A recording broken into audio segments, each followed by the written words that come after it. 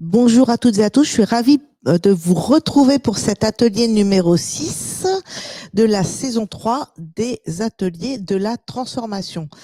Alors, j'ai envie de dire, la dernière fois, l'atelier numéro 5, on avait abordé le prix et les méthodes de vente et on avait été tellement passionnés, tellement bavards que nous n'avions fait que la moitié de l'atelier. Et pour ceux qui sont là, je vous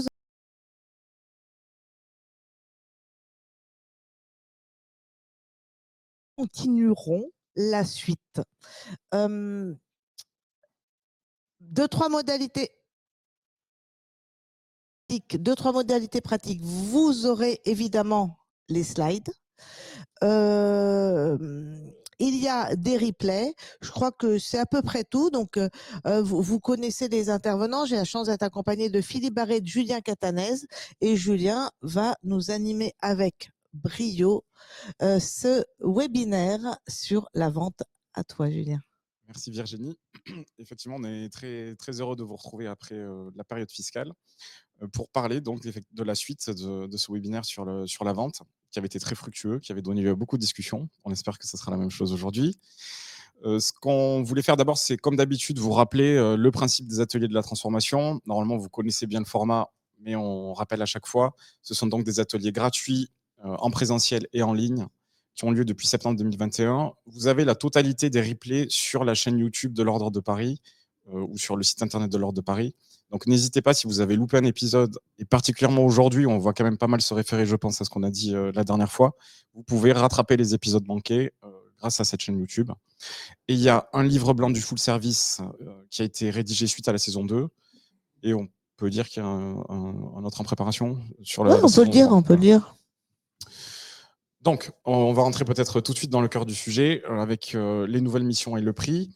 Et ce qu'on va faire pour démarrer, c'est tout de suite vous poser une question. Alors, voilà, vous avez à l'écran, vous devez avoir sur votre écran cette slide avec un QR code en haut à gauche. Dans la salle, vous pouvez aussi, si vous le souhaitez, scanner le QR code pour répondre aux questions. Ce qui va nous permettre de voir les résultats s'afficher en direct et après, on pourra les commenter en introduction. Donc, la question qu'on vous pose, c'est selon vous, quel est le budget moyen d'honoraires pour la comptabilité, donc hors paye, pour une TPE de moins de 10 salariés? La première réponse, est-ce que c'est plutôt moins de 1 500 €, entre 1 500 et 3 000 ou plus de 3 000 €? Donc, oui, effectivement, on parle bien de budget annuel moyen pour la compta seulement. Donc, on va laisser un peu de temps pour avoir suffisamment de réponses.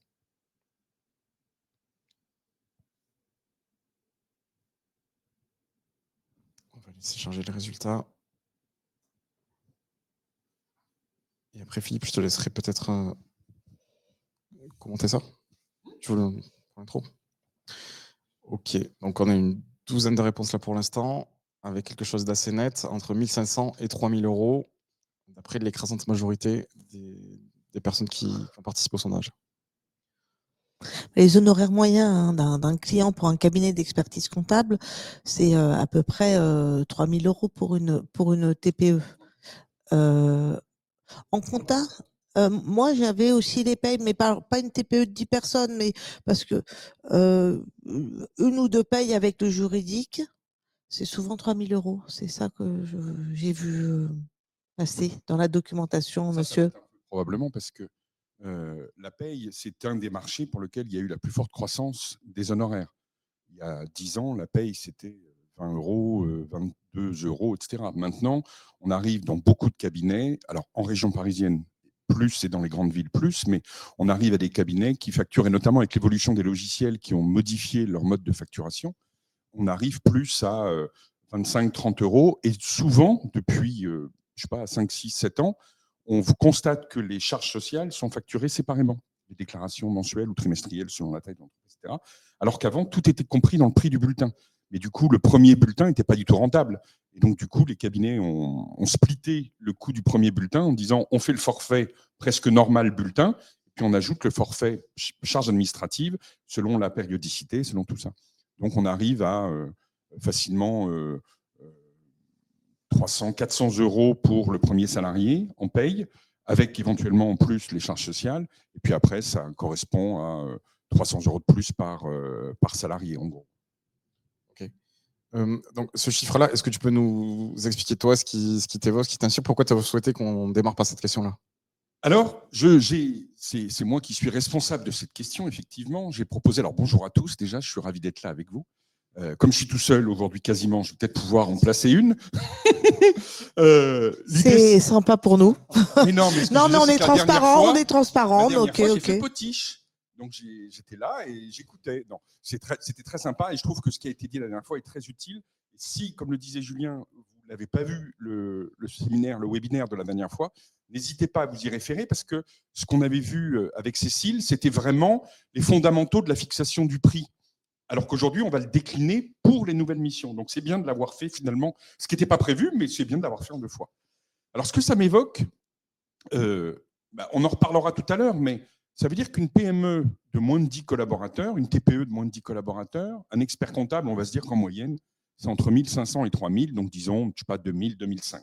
C'est intéressant parce que ça veut dire que par mois, ça fait 200 € quoi, à peu près. Bon.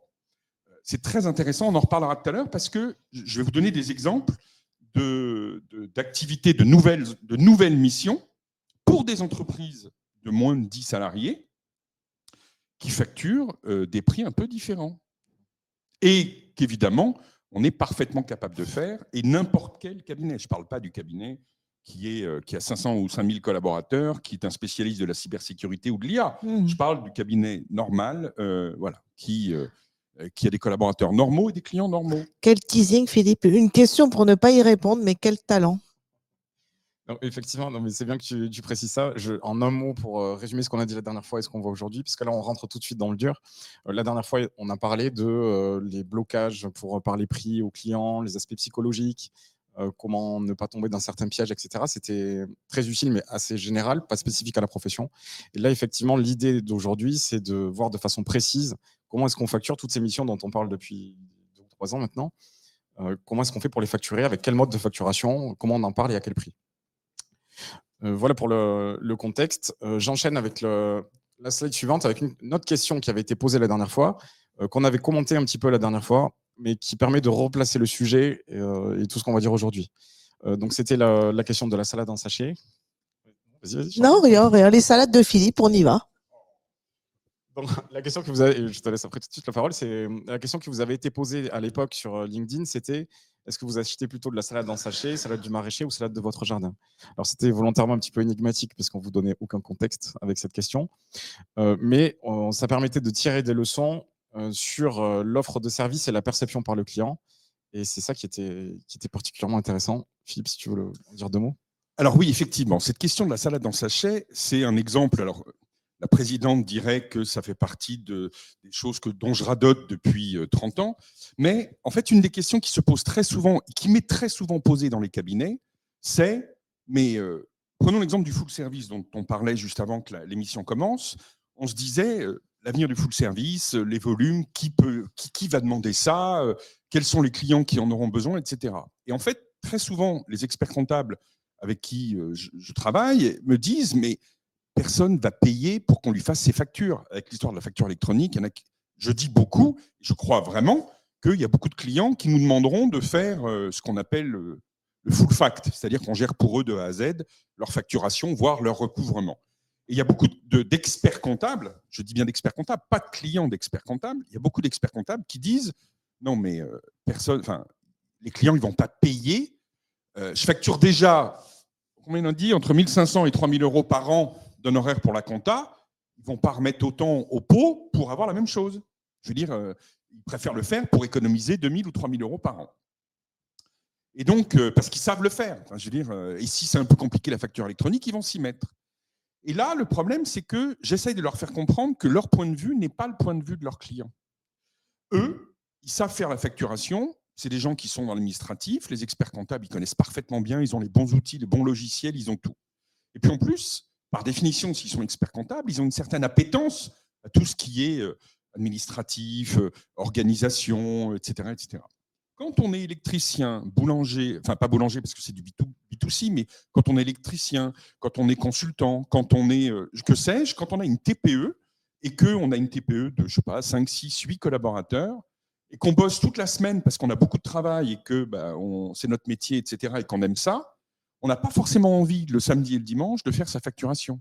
On n'a pas forcément envie le samedi et le dimanche de relancer les clients. On n'a pas le temps. Ou alors on demande à son époux ou son épouse de le faire parce qu'il est peut-être ou elle est peut-être plus douée, parce que son métier est peut-être plus proche ou parce qu'on n'a personnellement pas du tout de compétences administratives, etc. Eh bien, c'est exactement comme la salade. Je vais vous donner un secret très intime sur ma vie personnelle, parce que c'est comme ça, on a dit qu'on se disait tout. Hein, voilà. Je sais éplucher la salade, je sais laver la salade, je sais faire la salade. Voilà. Et pourtant, deuxième confession, et là, ce sera la dernière, parce que je pense que je suis allé trop loin déjà, j'achète souvent de la salade en sachet qui est toute lavée, toute prête, etc., et qui est plutôt moins bonne d'ailleurs que la salade que j'achète ou que voilà. Alors pourquoi je fais ça? Vous allez dire, il est idiot parce qu'il sait le faire, c'est quand même plus simple. Oui, mais j'ai pas envie. J'ai pas envie de passer le peu de temps libre que j'ai à laver ma salade, à éplucher ma salade, etc., etc. Donc, puis en plus, c'est pratique parce que le soir, quand j'entre tard, j'ouvre le frigo, j'ouvre mon sachet, je fais ma sauce, je mets dedans et c'est réglé. Et donc ça, c'est vraiment quelque chose qui est très, très, très important. Le principal frein à développer les missions nouvelles chez les clients, c'est pas ce que disent beaucoup d'experts comptables, les clients n'en voudront pas, c'est l'idée même que le client n'en voudrait pas, c'est-à-dire que nous, on se dit, il n'en voudra pas, donc je propose même pas. Mais ça n'a pas de sens, parce que les clients, toutes les études depuis 30 ans disent que les clients sont globalement contents de la prestation de leur expert comptable, mais qui sont déçus parce qu'ils attendraient beaucoup plus de lui. Mais ils ne disent pas dans la phrase, pour le même prix. Bien sûr qu'ils sont prêts à payer. Ils ont tous conscience que si on demande à l'expert comptable de faire beaucoup plus de choses, évidemment, on paiera plus cher.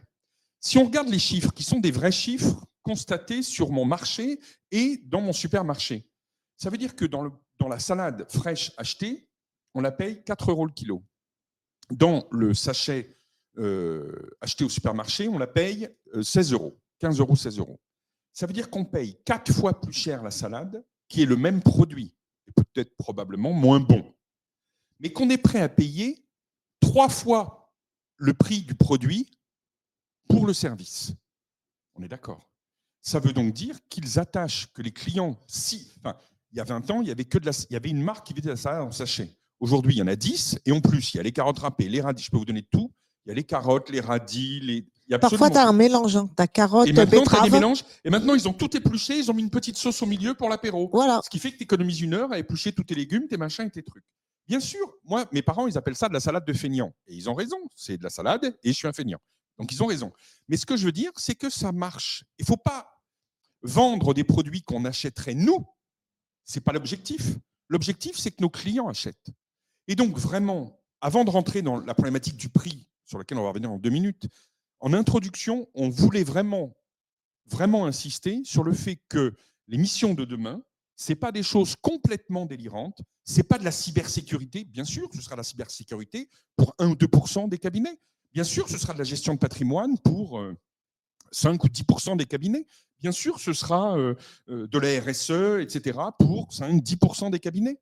Mais pour 99% des cabinets, ce sera des missions totalement accessibles à tous les cabinets, à l'essentiel des collaborateurs. Et, petit détail, les clients ne demandent que ça. Donc, il n'y a qu'à. Alors, pour peut-être élargir un peu le sujet, j'ai eu la chance, il y a un mois à peu près, d'échanger avec le président de l'Ordre de Belgique. Et en fait, la Belgique a une particularité, c'est que ça fait à peu près 2-3 ans qu'ils sont passés à la facture électronique, et ils sont passés à la facture électronique de manière volontaire parce que ce n'est pas une obligation.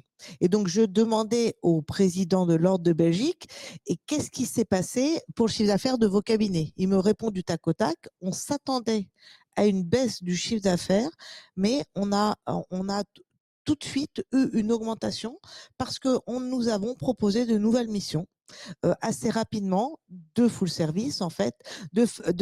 On fait maintenant pour les clients les factures de vente, on fait des missions de recouvrement, etc., etc.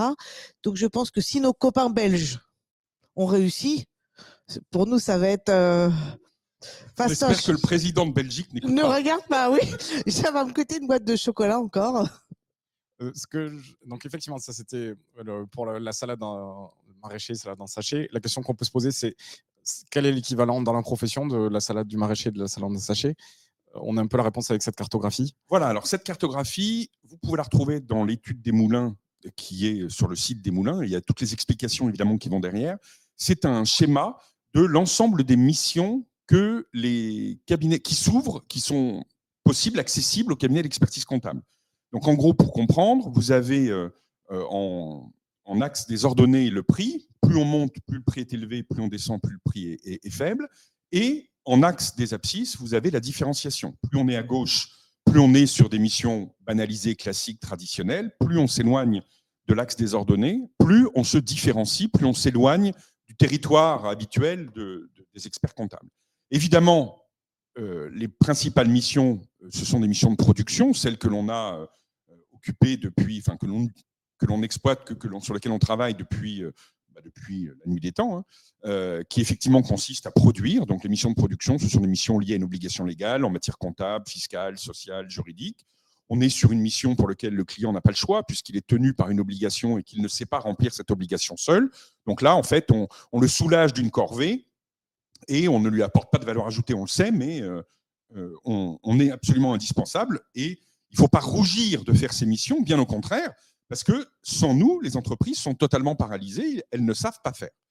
La deuxième catégorie de mission, qui est un peu plus petite en termes de volume, c'est pour ça que comment dirais-je, la taille du rectangle est un peu plus petite, ce sont les missions d'accompagnement. Qu'est-ce que sont les missions d'accompagnement? Ce sont des missions qui sont récurrentes, d'accord, à peu près aussi récurrentes que des missions de production. Donc, en gros, dans une PME TPE, c'est un rendez-vous, enfin, un contact mensuel, mais qui ne sont pas liés à des obligations légales, qui sont accessibles aux collaborateurs que l'on a actuellement, qui sont destinés aux clients que l'on a actuellement, les PME, les TPE, qui ne nécessitent pas de spécialisation, donc qui peuvent être faits par des généralistes, et qui sont accessibles à 99% des cabinets.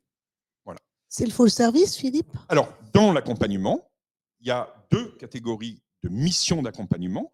Il y a les missions de full service, ce qu'on appelle aussi l'accompagnement administratif. Donc, ça consiste en quoi?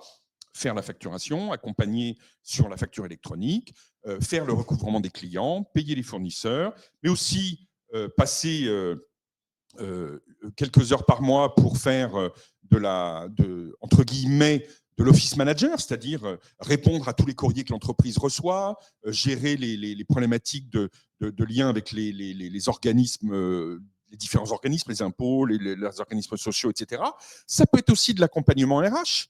Par exemple, dans Profession Comptable 2030, on a plusieurs parcours, dont certains sur l'accompagnement RH. Comment votre équipe de paye et sociale peut développer des missions d'accompagnement RH, qui est une demande énorme des clients des PME et des TPE, parce qu'ils ne savent pas gérer toutes leurs obligations administratives, la formation, les obligations, les élections éventuellement, toutes ces choses-là, les clients sont un peu démunis. Et donc, toutes ces choses-là, c'est des choses que l'on peut faire régulièrement.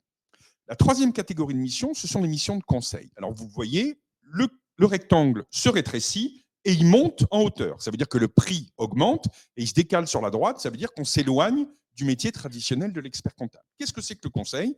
Ce sont toutes les missions en fiscal, social, juridique, comptable, il y en a moins, mais ça peut, qui sont des missions exceptionnelles, haut de gamme, et qui nécessitent souvent une spécialisation. Ça veut dire quoi? Ça veut dire qu'on est sur des métiers qui ne sont pas directement issus d'un diplôme d'expertise comptable normal. Autrement dit, les experts, soit ils se sont spécialisés, ils ont fait une formation en gestion de patrimoine, en RSE, en sécurité informatique, en informatique tout court ou autre, à l'export, à l'international ou que sais-je, soit ils ont recruté des compétences qui ne font que ça. Mais si on recrute des compétences qui ne font que ça veut dire que le cabinet a une certaine taille, ou alors qu'il est vraiment hyper spécialisé. Parce que autant la gestion de patrimoine, c'est quelque chose qu'on ne peut faire si on est expert comptable et qu'on a complété notre cursus traditionnel par une spécialisation, autant la RSE ou l'accompagnement CSRD, ça veut dire qu'on a des clients qui sont concernés. Donc ça veut dire qu'on a des clients d'une certaine taille et un certain nombre de clients pour pouvoir amortir l'investissement. Donc là, on est déjà sur une activité. Je vous rappelle que le chiffre d'affaires de la profession comptable en matière de conseil facturé séparément sur des missions non traditionnelles, donc des missions exceptionnelles, c'est entre 2 et 3% du chiffre d'affaires sur les 20 dernières années, systématiquement dans toutes les enquêtes de l'ordre ou des organismes qui ont fait des études.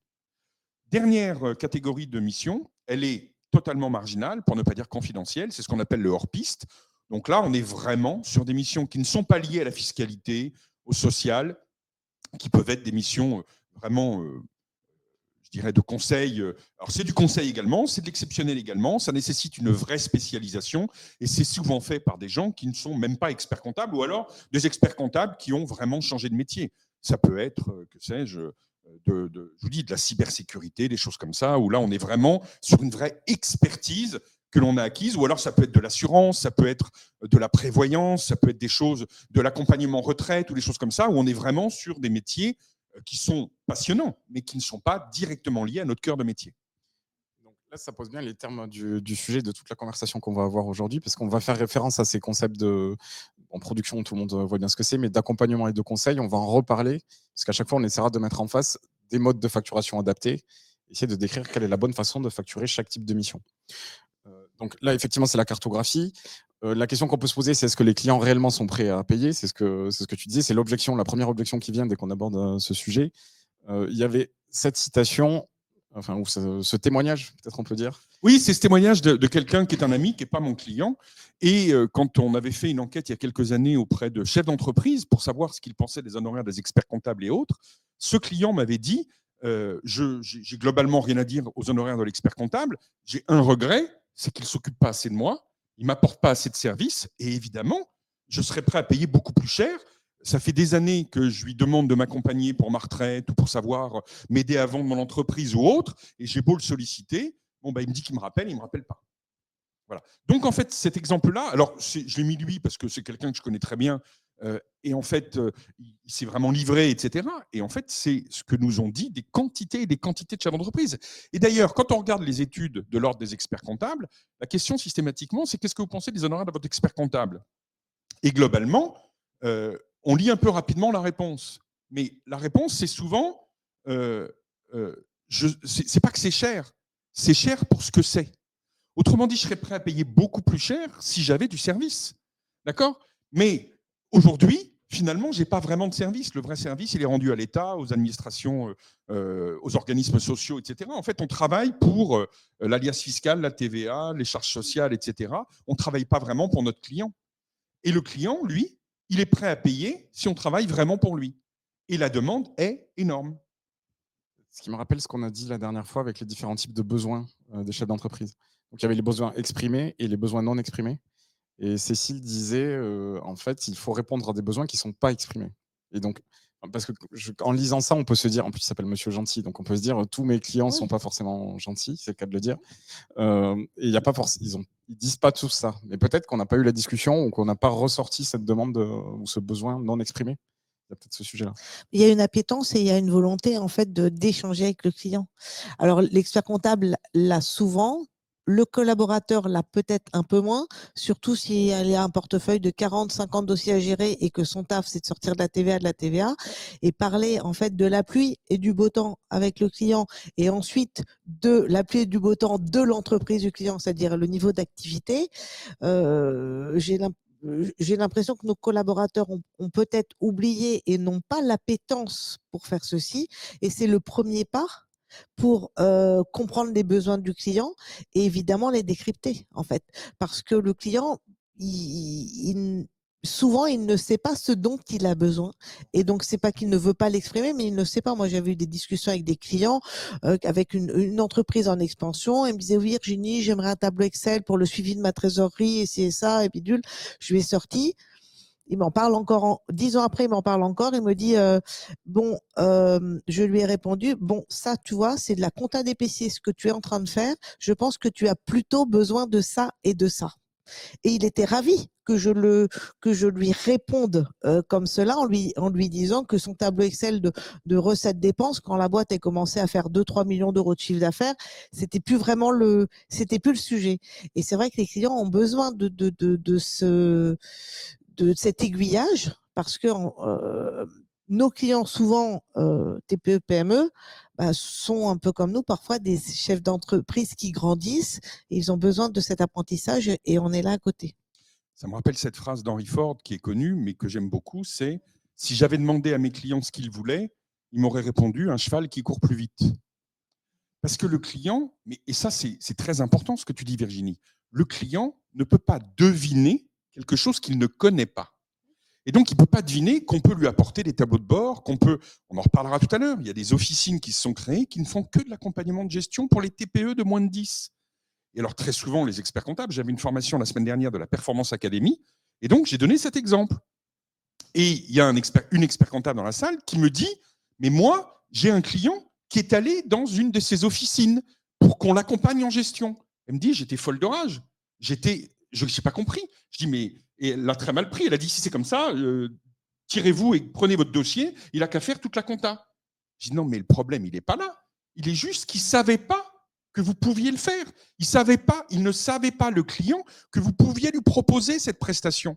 Et quand quelqu'un lui a proposé ou quand il a vu, il a dit, mais c'est ça qu'il me faut. Et ce n'est pas une défiance vis-à-vis de l'expert comptable, c'est juste que l'expert comptable n'a pas fait le job de lui en parler. Un autre exemple qui est exactement le même exemple dans l'administratif. Un jour, je discute avec un expert comptable que j'accompagnais, etc. Et je lui dis, mais il faut proposer. Donc, il y a quelques clients, ils montent une offre en full service et je dis, il faut le proposer à quelques clients pour voir ce que ça donne. Et il me dit, non, ils ne m'ont jamais demandé. Je dis, mais c'est normal. Donc, je reprends tout ce qu'on vient de dire. Je dis, mais c'est normal qu'ils ne demandent pas. Ils ne savent même pas que vous le faites. Donc, voilà. Il l'a proposé.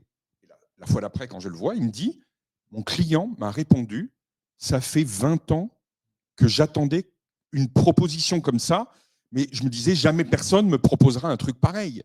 Elle dit, si j'avais su que mon expert comptable pouvait me le faire, mais j'aurais sauté sur l'occasion depuis 20 ans. Donc, très, très, très important de bien avoir en tête que l'essentiel des clients ont des besoins. Ce n'est pas tous les mêmes. Ça, c'est clair. Ce n'est pas tous les mêmes. Il y en a, comme les clients de Virginie, mais Virginie a de beaux dossiers, donc c'est normal qu'elle ait besoin de pilotage de haut niveau, etc. Mais le petit client qui a besoin qu'on l'aide à faire ses factures, il a aussi des besoins qui ne sont pas forcément les mêmes. Et puis, il y en a plein d'autres qui voudront des Excel parce que ça correspondra, ils ont 100 000 euros de chiffre d'affaires et ça suffit pour eux pour suivre leur trésor, mais ça peut être autre chose. On peut leur suivre la trésor. On peut suivre aussi leur coût de revient, etc. On peut les aider à fixer leur prix. Ça, c'est des choses qu'ils ne savent pas forcément faire. Mais combien d'entre nous avons eu un client qui vendait à perte sans le savoir, juste parce qu'il ne savait pas trop comment calculer ses coûts de revient? C'est ça notre vrai job. D'autant plus qu'il y a un changement générationnel. Avant, bosser le week-end pour un chef d'entreprise, c'était normal. Aujourd'hui, dans cette société du loisir, il y a une envie de ne pas travailler le week-end. Je pense que c'est pas tout à fait débile, hein, bon bref. Et ce qui veut dire qu'il faut déléguer. C'est quand on est dans la production toute la semaine, le chef d'entreprise, soit il passe son samedi à faire ses factures ou il demande à sa femme, bon bref, il fait tout son administratif et il bousille tous ses samedis matins, soit il va courir, s'occuper de ses enfants, etc., etc. Et donc, je pense qu'on a vraiment une place à prendre, une carte à jouer, parce qu'il y a une volonté aussi de ne pas bosser le week-end. En revanche, comme ça, je te relance le sujet, Julien, il y a quand même aussi souvent une volonté de ne pas vouloir payer quand même. Oui, non, mais ne pas vouloir payer pour des missions traditionnelles qui leur servent à rien. Oui, mais aussi, par exemple, faire les factures, ouais, c'est facile, ça prend 1 ou 2 heures, donc vous n'allez pas me le facturer cher. Je vous relance là, hein, parce que c'est le sujet là, messieurs, on y va. Il faut qu'on revienne au cœur du sujet sur la facturation. Je me permets juste un petit point logistique. Je suis un peu surpris qu'il n'y ait pas de questions du tout ou de personnes dans le chat. Je ne sais pas si c'est un problème d'affichage ou si c'est juste qu'il n'y a personne qui… D'habitude, il n'y a personne en ligne, en fait. Si, il y a du monde. Ça ne marche pas. Donc, n'hésitez pas.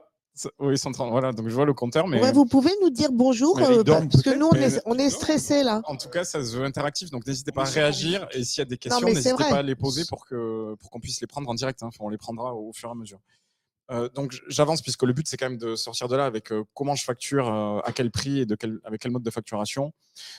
Pour ce webinaire-là, comme d'habitude, une petite question sur LinkedIn, qui était pour évaluer un petit peu la façon dont vous facturez des missions hors production à vos clients. Alors, on a eu des réactions parce que la façon dont la question était posée, il n'était pas forcément clair si on parlait de nombre de dossiers ou de pourcentage. Donc, effectivement, désolé pour ce flou. Mais de toute façon, on peut quand même en tirer un enseignement. Ce qu'on peut voir, et après, Philippe, je te laisserai commenter, mais ce qu'on voit, c'est qu'il y a finalement assez peu de cabinets qui ont une part importante de leurs clients concernés par des missions hors production. Grosso modo, mais bon, c'est ce que montrent toutes les enquêtes, la profession est très très dépendante des missions de production classiques, compta, paye, etc. Je passe ou tu veux dire autre chose? Non, c'est bon. Alors, donc on en vient là auquel vous pouvez répondre en temps réel. QR code. Ou alors aller sur slido.com et taper le code que vous avez. Et là, c'est une question récurrente, puisque c'est une question qui a déjà été posée il y a une dizaine d'années, qui est dans pas mal d'enquêtes qui sont faites dans la profession. Et c'est pas forcément une intuitif. réponse. Ah oui. C'est quel est le ok. critère principal en fait de. Oui, c'est ça.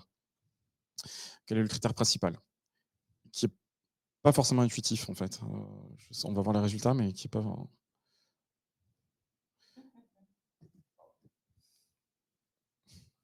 Donc il n'y a pas de slide avec les résultats. Donc après, si Mais tu veux, comment ça peut être une histoire de confiance si ils viennent nous voir, on n'a pas encore confiance? Je suis désolée, moi je trouve que la question n'est pas très mal posée, messieurs. dans l'expert comptable. Ah, la marque expert comptable. Extraordinaire. Enfin bon, ceux qui ne sont pas experts comptables, ça s'appelle un peu des illégaux, mais c'est pas grave. Non, la confiance qu'ils ont dans la profession.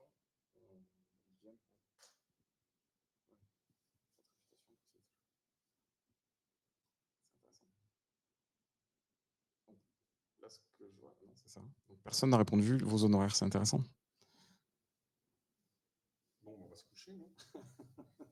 Il n'y a plus rien à dire? Ok. Bah non, moi, j'ai des questions de facturation après, donc j'aimerais bien qu'on avance parce que hier, j'ai eu un problème au cabinet. Alors, c'est très, très, très intéressant. Alors, sans vouloir dévoiler des choses qui sont connues, c'est une enquête qui a été faite à plusieurs occasions dans la profession. Et le critère numéro 1 qui revient systématiquement et de manière assez large, c'est la confiance. Autrement dit, vos clients sont chez vous et restent chez vous pour des questions de confiance. Ça veut dire qu'en fait, ils s'en remettent à vous. Je vous rappelle que 90% des clients des experts comptables qui ont été interrogés ont répondu que l'expert comptable est un partenaire de confiance et on est très très loin, très très très très loin devant tous les autres partenaires de l'entreprise. D'accord ? C'est une enquête qui a été faite là encore X fois par des instituts de sondage. Et donc, on voit bien que l'attachement des clients à l'expert comptable, c'est la confiance qu'ils ont et pas du tout les honoraires, le montant des honoraires. Le prix devient important, on le verra dans 5 minutes, dans certaines situations, mais dans l'essentiel de la relation, c'est la confiance qui est importante, c'est le service que l'on rend, c'est la réputation, la proximité, c'est vraiment du confort, c'est vraiment le fait d'être bien avec la personne, ça n'est pas le critère numéro 1, le prix. Alors, il y a plein d'autres études qui disent exactement la même chose. Là, on ne les présente pas parce qu'on n'a pas trop le temps, mais il y a plein d'études qui disent, il y a une étude qui est très intéressante qui dit qu'en fait, la première fois, ce n'est pas l'ordre des experts comptables qui l'a faite, c'est la Chambre de commerce, je crois, il y a quelques années, qui avait fait une enquête et qui avait dit quel est sur quand vous faites appel pour la première fois à un cabinet de conseil, quel est le critère? Et effectivement, pour la première fois, quand on fait appel à du conseil, pas un expert comptable justement, hein, la question numéro 1 qu'on se pose, c'est le prix, alors que dans toutes les fois d'après, le prix est en 7e ou en 8e position. Autrement dit, une fois qu'on a eu effectivement une première expérience de conseil, on comprend l'utilité que ça a, on comprend l'intérêt que ça a, et dans ces cas-là, le prix devient vraiment secondaire. Je poursuis. Donc, il nous reste 2 slides sur cette partie un peu introductive, voilà. Et après, on passe. Donc, je vais les passer peut-être rapidement. Enfin, je te laisse bien sûr intervenir, mais donc cette slide qui rappelle que le sujet. Ok, merci. Pas de souci. On a un petit sujet logistique. Cette slide qui rappelle que le prix en lui-même à valeur absolue, ça ne veut pas dire grand-chose, et que selon les clients, selon les missions, évidemment. Très clairement, ça c'est un exemple que j'ai très souvent. Vous avez, moi je me souviens vraiment avoir des clients qui faisaient la même activité, le même métier, et à peu près le même effectif, la même taille, et à peu près le même chiffre d'affaires. Il y en a un qui ont facturé 2 000 € d'honoraires, un autre à qui ont facturé 10 000, et l'un et l'autre étaient contents, mais évidemment, ils n'avaient pas les mêmes services. Donc ça veut dire que la question, c'est quoi le bon prix? Ben, il est évident que ça ne peut pas être ni 2 000 ni 10 000, la réponse. On ne va pas vous dire, pour une TPE, il faut facturer 2 000, pour une TPE de cette taille ou de cette activité, il faut facturer 10 000. La question, elle n'est pas là. La question, elle est, quel est le bon prix correspondant au bon service pour chaque client? on ne peut pas avoir un critère. On peut avoir des critères par mission, on en reparlera tout à l'heure, mais évidemment pas un critère de taille. Ça dépend vraiment du service que l'on rend à son client. Et le prix est intimement lié au service que l'on rend. Dernier point sur. Donc, on a retrouvé le chat. Donc là, je vois vos questions et commentaires. On ne voyait pas du tout vos questions. C'est pour ça qu'on répondait à rien. Ça y est, voilà. on a résolu le problème technique. On va essayer d'être un peu plus interactif. Donc, dernier point sur les aspects psychologiques qu'on a déjà pas mal détaillé la dernière fois.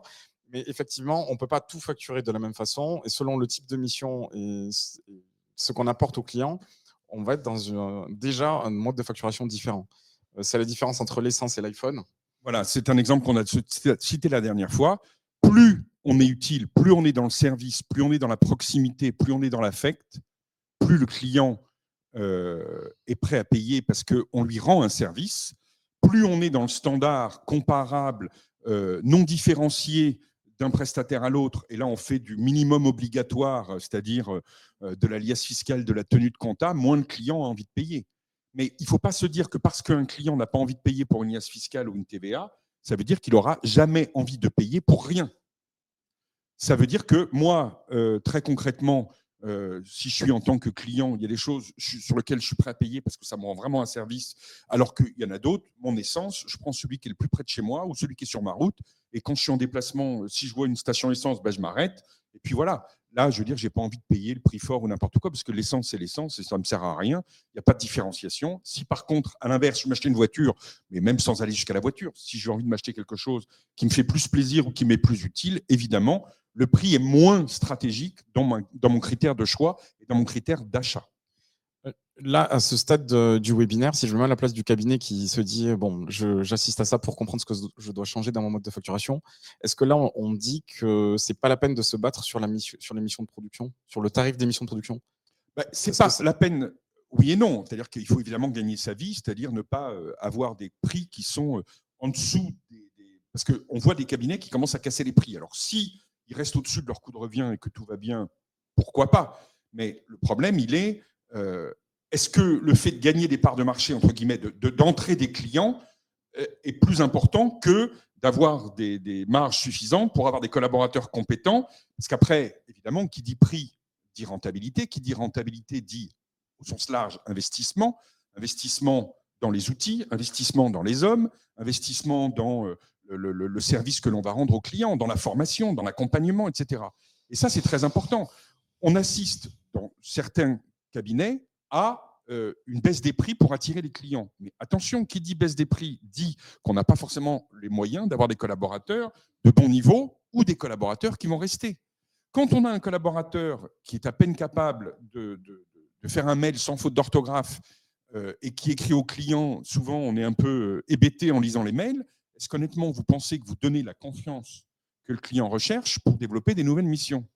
Mais maintenant, on n'est pas obligé non plus d'avoir la même équipe pour la mission de tenue et la mission de conseil, d'accompagnement, etc., etc. Donc, quand on en est là, il faut se dire que la mission de tenue, la mission comptable, la mission, elle va forcément baisser avec le temps. Tu donnais l'exemple de la facture électronique en Belgique. Il y a juste un détail qui est un tout petit peu différent de la France, enfin du projet de la France, si on y arrive un jour, c'est qu'en France, la facture électronique sera obligatoire. Et ça change tout. Parce qu'évidemment, le gouvernement va communiquer largement sur le fait que la comptabilité, elle est simplifiée et qu'ils vont payer beaucoup moins cher, évidemment. Donc, ça veut dire que les clients sauront que l'expert comptable va réduire son intervention. Donc, ils sauront qu'effectivement, voilà. Dans le cas de la Belgique, c'est que sur la base du volontariat. Donc, les gens savent qu'effectivement, ils ont la possibilité de le faire ou pas de le faire. S'ils le font, ils savent les conséquences. Nous, ce ne sera pas le cas. On sait que le prix de la mission de base va baisser. Mais ce n'est pas très grave, parce qu'on va aussi se libérer du temps. Donc, le temps qu'on va se libérer, on va l'utiliser à faire d'autres choses, des missions plus utiles et mieux payées. Alors, concrètement parlant, messieurs, alors tu as dit qui dit prix, qui dit rentabilité. Ce qui veut dire que concrètement parlant, on a un système de suivi de la rentabilité par dossier, à minima de gestion des temps. Sinon, c'est minimum. Donc, on est bien tous d'accord, et il y a beaucoup de cabinets aujourd'hui qui n'ont pas de système de gestion des temps. Et pour détecter… C'est une aberration. Voilà, pour détecter les missions qu'on serait peut-être déjà en train de faire et qui seraient facturables, Là, on passe à côté d'un chiffre d'affaires important, peut-être 10-15%. Je ne sais pas s'il y a des stats. Peut-être que ça serait bien de faire un petit sondage sur cette impression. Ensuite, concrètement parlant, j'ai l'impression que nous avons emprisonné nos clients avec notre histoire de forfait. Quand on propose un forfait 200-300 € hors taxe par mois pour, entre guillemets, tout faire, dès que le client nous propose une petite mission en plus qui pourrait être une petite recherche, ou vous m'envoyez un modèle de je sais pas trop quoi, je vais le faire moi-même, ça me coûtera moins cher, etc. J'aimerais bien savoir comment vous gérez cette situation-là. Qu'est-ce qu'on peut dire là aux experts comptables? Qu'est-ce qu'on répond à un client qui nous dit non, mais envoyez-moi le modèle et je vais le faire moi-même parce que un contrat de travail 150 €, un contrat de travail facturé par un avocat c'est 1000 €, 150 €, on n'est vraiment pas cher. Et quand le client nous dit bon bah vous m'envoyez le modèle, je vais le faire moi-même. Comment tu gères cette situation-là, Philippe, s'il te plaît? Alors, juste pour revenir sur une phrase que tu as dit avec le forfait, on a emprisonné le client. Non, on a emprisonné le cabinet. Alors, on a emprisonné le cabinet et beaucoup de clients aussi dans sa vision. J'ai animé il y a 2-3 ans un petit webinaire à la Fédération des esthéticiennes. Je vous en avais déjà parlé. On était après le Covid. Et là, toutes ces chefs d'entreprise m'avaient dit mon expert comptable a vraiment exagéré parce que dès qu'il a fait un truc en plus, fonds de solidarité, activité partielle, il me l'a facturé. Et j'ai trouvé et ces femmes chefs d'entreprise râlaient. Et je leur ai répondu, je suis désolée, hein, mais moi quand je vais chez l'esthéticienne, quand je demande une épilation avec une zone en plus, vous me la facturez, ça vous dérange pas. Donc le problème n'est pas les esthéticiennes qui râlent, le problème c'est nous, experts comptables. Ça fait 20-30 ans que quand on fait un truc en plus, on ne le facture pas. Les clients ont pris l'habitude que ce ne soit pas facturé. Et maintenant qu'on a envie un peu peut-être de surveiller notre rentabilité parce que le coût du logiciel des éditeurs augmente et notre marge diminue un petit peu, surtout les rémunérations des collaborateurs ont de plus en plus de poids dans le compte de résultat. C'est compliqué. Moi, j'aimerais bien qu'on ait aujourd'hui ces solutions-là de comment on fait pour facturer aujourd'hui ce qu'on donnait maladroitement, gratuitement hier. Alors, tu as raison. C'est vraiment une question d'éducation.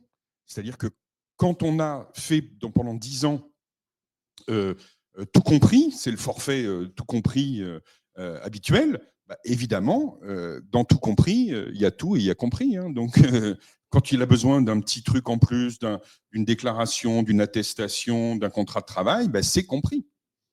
Donc, la règle, qu'est-ce qu'on en fait? Première chose, tous les nouveaux clients, on arrête le forfait tout compris. Moi, j'interviens souvent pour la commission des normes ou autre, tout ce qui touche aux lettres de mission ou autre. Je suis effaré quand on reçoit des exemples ou quand on reçoit de voir certains exemples, certaines lettres de mission de certains cabinets. Et il y en a qui se font régulièrement toper parce qu'ils écrivent, certains confrères et consoeurs, ils écrivent on fait les déclarations, toutes les déclarations liées à l'entreprise et plus généralement toutes les obligations. Mais on ne met pas jamais ça. Vous avez un client, vous en tant que client, des prestataires qui vous font ça. Vous avez un plombier, il vous fait la réparation du robinet, il ne vous dit pas, et plus généralement, tous les problèmes de plomberie que vous aurez. Ben non. Donc, ce qui veut dire que déjà, tous les nouveaux clients, on arrête de marquer que c'est tout compris et on liste, d'où l'importance, très concrètement, du tableau de répartition des tâches en fin de lettre de mission. On annexe à la lettre de mission. Je sais que ce n'est pas obligatoire, mais OK, mais il y a plein de choses qui ne sont pas obligatoires, mais qui sont très utiles. Ce tableau, il est indispensable. Et rien de se protéger en termes de responsabilité. Par exemple, les histoires de DEB et de DES, si on ne marque, un classique, si on ne marque pas qui fait quoi dans cette répartition, si le client n'en a pas, hein, évidemment, on parle du client qui, à un moment donné dans la vie, fait une petite opération intracommunautaire, bing, on est dans le truc, on ne sait pas qui fait, contrôle fiscal. Et là, ça descend et c'est compliqué. Exactement. C'est-à-dire qu'en fait, dans les lettres de mission, il faut être extrêmement précis sur ce que l'on fait. C'est-à-dire, concrètement, si on prend l'exemple des DEB ou des DES, on met dans la lettre de mission, tout ce qui n'est pas prévu à ce jour compte tenu de la situation de l'entreprise sera prévu le jour où. Et on met dans le tableau non prévu. On fait, vous savez, il y a la saisonnalité, il y a qui fait quoi, et puis à quelle période, etc. Il y a une colonne non prévue ou non sollicitée par le client, où vous mettez une croix là-dedans pour bien établir le fait que le client, ou alors quand le client dit je vais le faire moi-même. Pareil pour le classement. Alors quand il y a encore du classement, quand on n'est pas en numérique, mais quand il y a du classement, c'est un grand classique ça. Les 90% des cabinets ne mettaient pas le classement comme relevant de la colonne du client.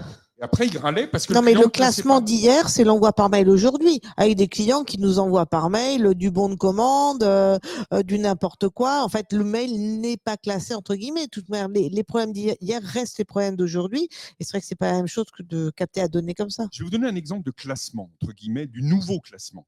Il y a une consoeur l'autre jour avec qui je discutais qui me dit, moi, j'en peux plus, je vais virer un client parce qu'il m'envoie tous ces trucs.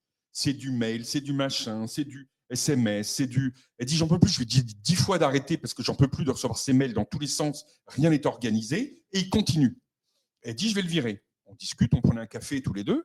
Je dis, mais tu l'en as parlé? Elle dit, oui, j'en ai parlé, mais il est...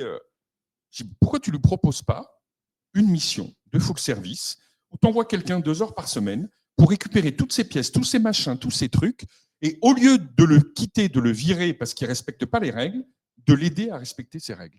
C'est pas parce qu'il veut pas forcément, c'est parce qu'il n'a pas le temps, qu'il ne sait pas faire, qu'il est allergique à toute cette paperasserie ou je ne sais quoi. Et donc, peut-être qu'il faut lui vendre une mission. C'est typiquement le genre de choses qu'il faut faire. Et donc, pour répondre à la question de Virginie à laquelle je n'ai pas répondu, qu'est-ce qu'il faut faire? Tous les clients qui sont... Parce que là, je parlais des prospects. Je disais, on ne met plus dans les lettres de mission, tout compris.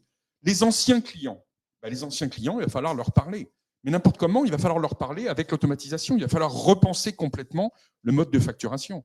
Et si vous y allez juste en disant, voilà, à partir de maintenant, le contrat de travail, il est payant à 200 balles ou il est payant à je ne sais pas quoi, etc., mais que c'est la seule nouveauté que vous lui apportez, évidemment qu'il ne va pas être content, qu'il va râler, que ça va mal se passer, etc. Donc il faut évidemment y aller, entre guillemets, sous un autre prétexte, en tout cas avec une autre motivation, qui va consister à dire, on va vous proposer autre chose. Et c'est en fait justement la nouvelle offre des nouvelles missions, que ce soit du full service, du pilotage, de la gestion de trésor, du tableau de bord, des coûts de revient, de ce que vous voulez, en fait, ce que vous avez envie de développer prioritairement. Je vous rappelle que vous n'êtes pas obligé de proposer toutes vos nouvelles missions à tous vos clients, proposez-leur celles qui les intéressent, qu'à ce moment-là, vous allez commencer à établir une nouvelle relation et probablement faire une nouvelle lettre de mission, un avenant à votre lettre de mission, où vous allez clarifier toutes ces choses-là. Et alors, à la question, est-ce que vous envoyez un modèle de contrat de travail par mail à votre client?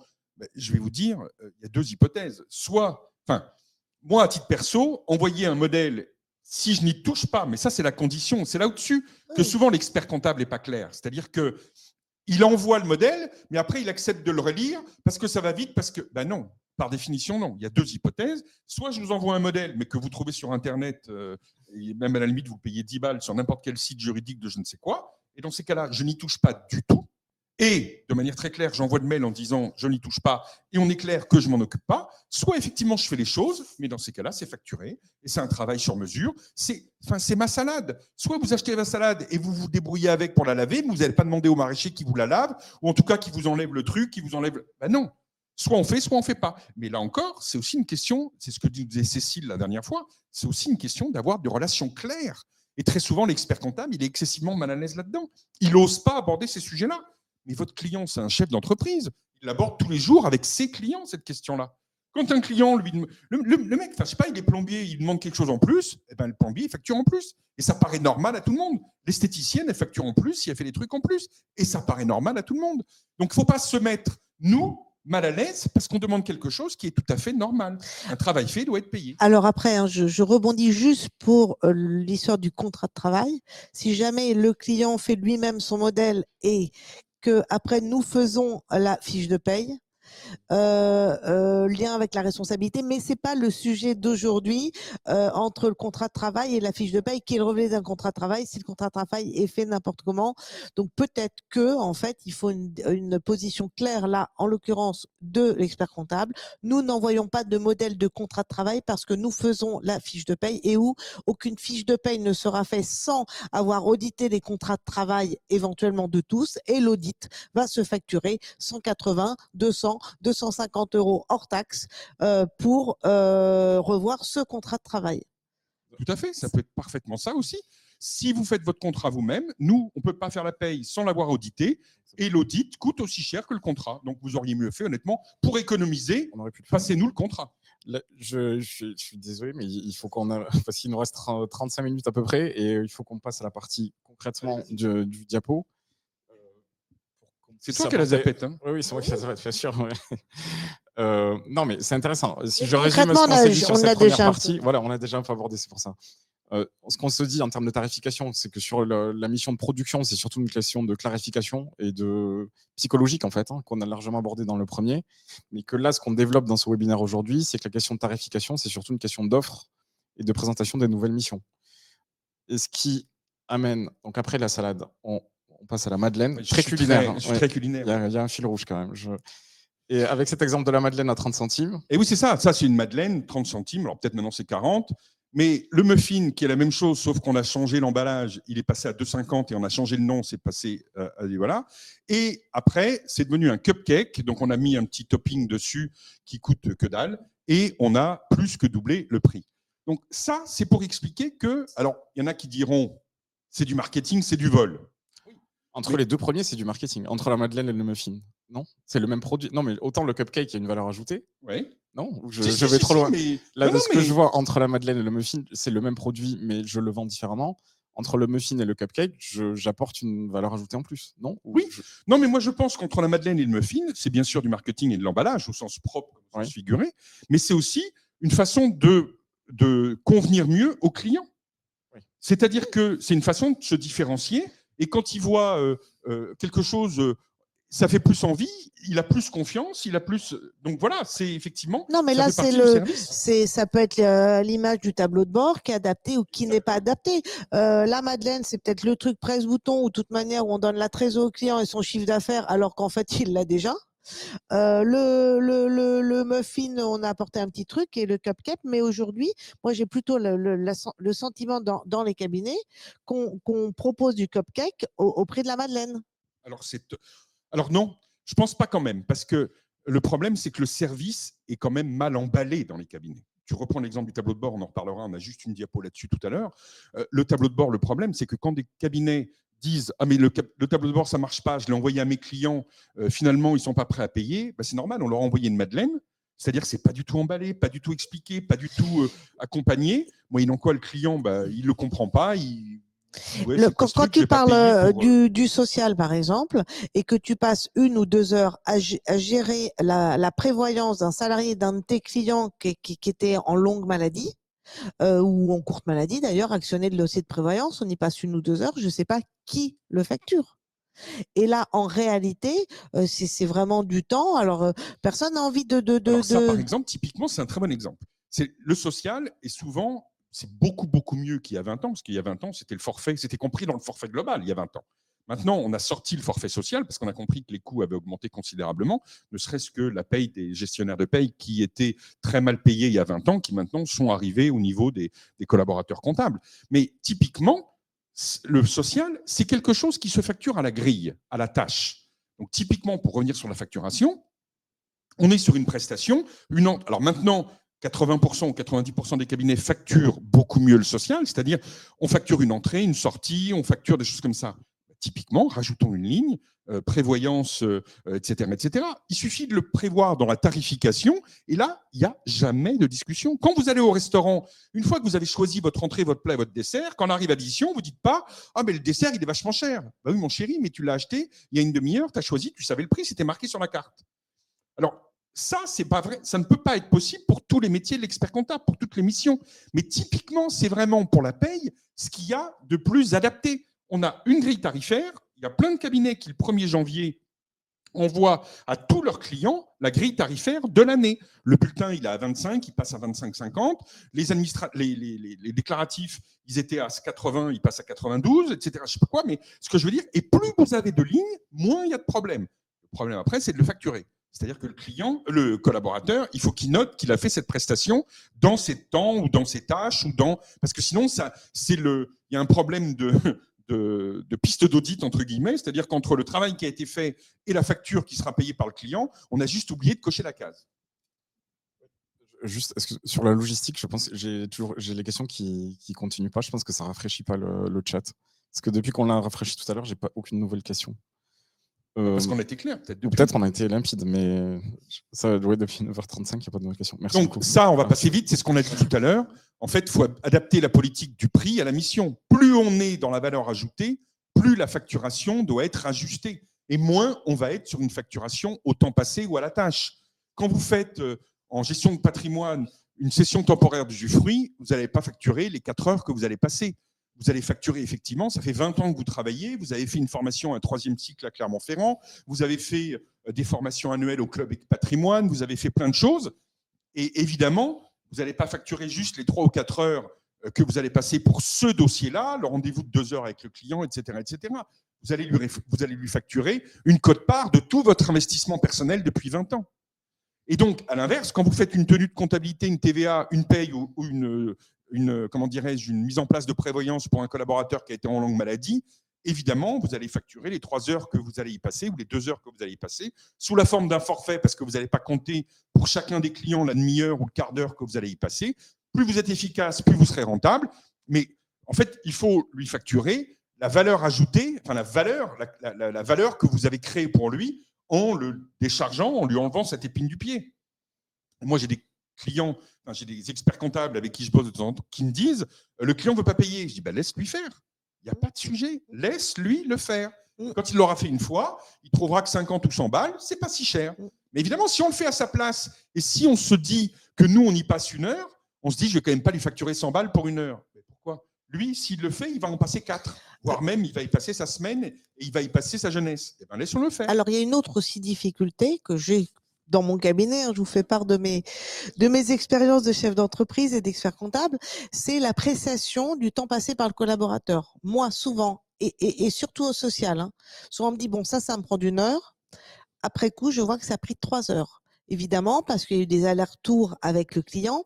Et je pense que, c'est ce que j'ai détecté dans mon cabinet, en fait, le collaborateur n'ose pas dire, il sait que c'est facile à faire, mais en fait, nous, chefs d'entreprise, on a exactement le même biais. Parce que c'est facile, ça va prendre 5 minutes. Et parce que je sais le faire. Et parce que je sais le faire, donc c'est facile. Je sais le faire, donc c'est facile, ça va prendre 5 minutes. On les connaît, les 5 minutes de chef d'entreprise qui vont prendre peut-être 3 heures. Et les collaborateurs ont le même biais. En fait, je pense que c'est un biais humain. Je sais faire, c'est facile. Et en fait, ça prend pas 1 heure, ça prend 3 heures.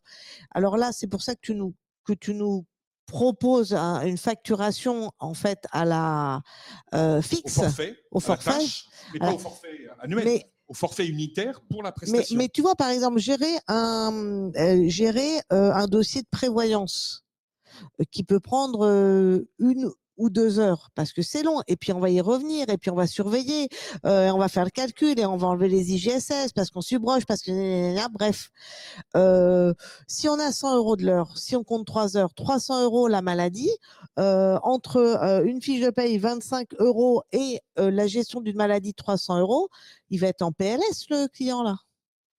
Alors, je suis d'accord, sauf que concrètement, c'est ce que disait Cécile la dernière fois, on n'est pas responsable du fait qu'il y ait des obligations administratives. On n'est pas responsable du fait qu'une gestion de prévoyance, ça te prend 2 heures ou 1 heure ou 3 heures.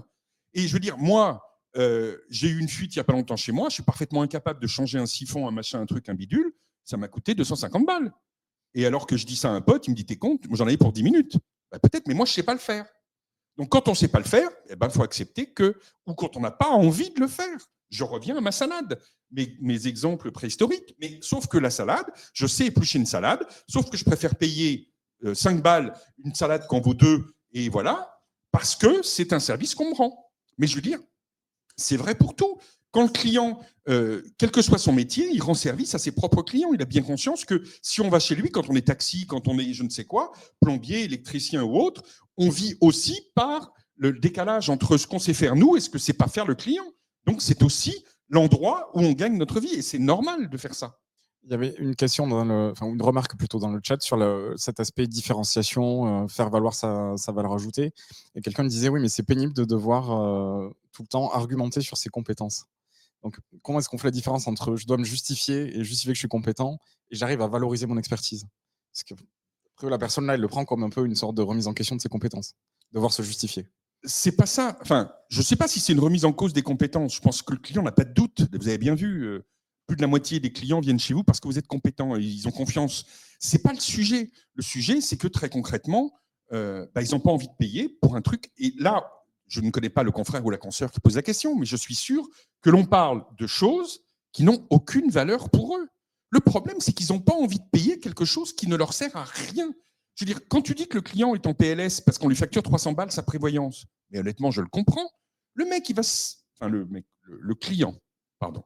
Le client, il va devoir payer toute la prévoyance, le machin, le truc. Il n'a pas son collaborateur, il est dans la merde, il est dans une situation compliquée. Et en plus, on doit payer l'expert comptable 300 balles. Honnêtement, qui est content de ça?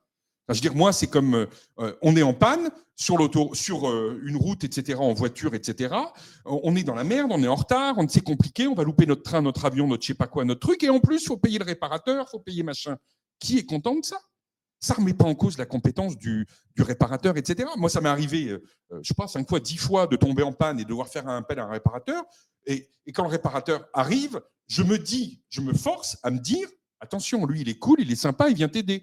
Donc, tu ne vas pas jeter ton fiel sur lui parce que tu es hyper énervé. Mais c'est vrai que tous les clients ne font pas l'effort. Mais ce n'est pas contre nous que le client en a. C'est contre la situation où il est obligé de payer les 300 balles de prévoyance, de machin. Et je le comprends.